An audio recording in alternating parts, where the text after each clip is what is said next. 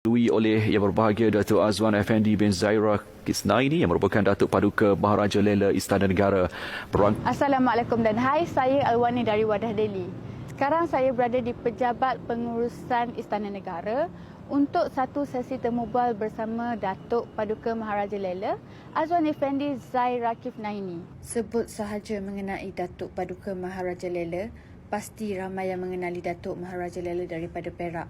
Namun, tugas dan skop pekerjaan Datuk Paduka Maharaja Lela di Istana Negara sudah tentu berbeza. Nama jawatan ni memang menggerunkan sikit. Betul. Datuk Paduka Maharaja Lela. Tapi sebenarnya, jawatan itu adalah untuk individu yang bertanggungjawab terhadap perkara-perkara berkaitan dengan adat istiadat dan protokol di Istana Negara. Semua istiadat-istiadat di istana, istiadat pertabalan, istiadat ulang tahun Hari Keputusan Rasmi Tuanku, keberangkatan Yang Bertuan Agong ke luar negara untuk lawatan-lawatan negara, keberangkatan Tuanku ke negeri-negeri untuk lawatan rasmi negeri, keberangkatan untuk acara-acara sama ada di dalam ataupun di luar.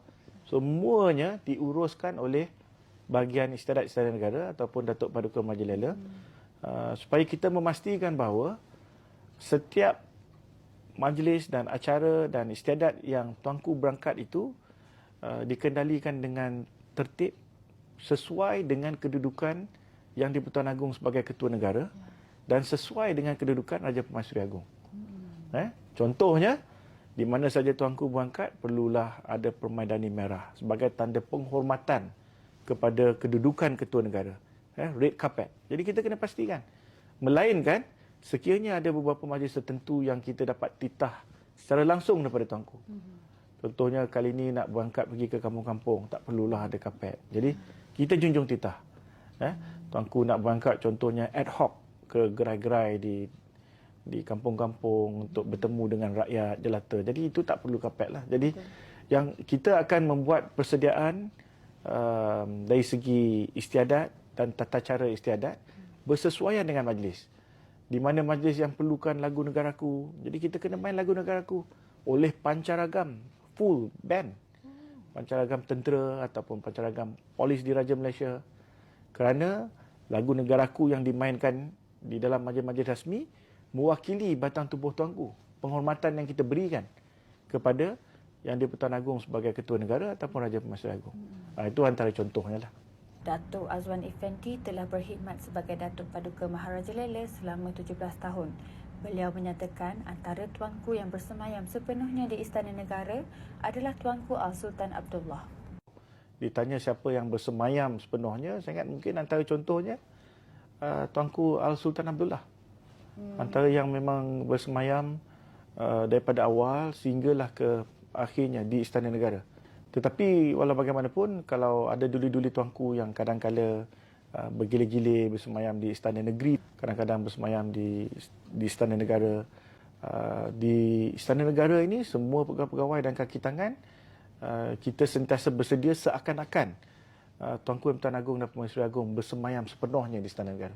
Segala pengendalian kamar beradu tuanku, dewan-dewan penghadapan, semuanya kita selia dan kita kemas dan kita pastikan kebersihannya sebagaimana kita anggap bahawa Baginda Yang Bertuan Agong dan Raja Pemaisuri Agong itu bersemayam sepenuhnya. Sebagai Datuk Paduka Maharaja Lela, Datuk Azwan Effendi turut berkongsi dengan Wadah Delhi antara makanan yang menjadi kegemaran Tuanku Pemaisuri Agong, Tunku Azizah Aminah Maimunah Iskandariah. Yang saya tahu, Tuanku Yang Bertuan Agong ini antara kegemarannya adalah gulai tocu. Dan di Istana Negara ini, sesibuk mana pun Raja Pemaisuri Agong, lazimnya Tuanku Pemaisuri akan cuba juga untuk memasak kepada Yang Bertuan Agong. Fish pie Tuanku buat. Kambing kapitan, kambing yang masak kari warna hitam tu. Selain daripada masakan, faham, tak sebut nanti kan Tuanku muka pula. Contohnya gulai tempoyak, ikan patin tempoyak dan sebagainya. Juga merupakan kegemaran. Tapi di istana ni antara yang menjadi trademark Pemaisuri Agong, yang pertama adalah sambal belacan. Bukan baru, dah lama sampaikan sambal belacan ni begitu popular. Dulu Tuanku Pemaisuri Agong selalu mengurniakan sambal belacan ni kepada bekas Presiden Singapura, Lee Kuan Yew. Sampai kita panggil sambal belacan diplomasi. Bukan Presiden, Perdana Menteri. Satu lagi yang merupakan trademark Pemaisuri Agung juga adalah aiskrim yang tuanku buat sendiri. Tuanku selalu buat aiskrim durian, aiskrim nangka, aiskrim jagung, semuanya dibuat sendiri dan begitu popular.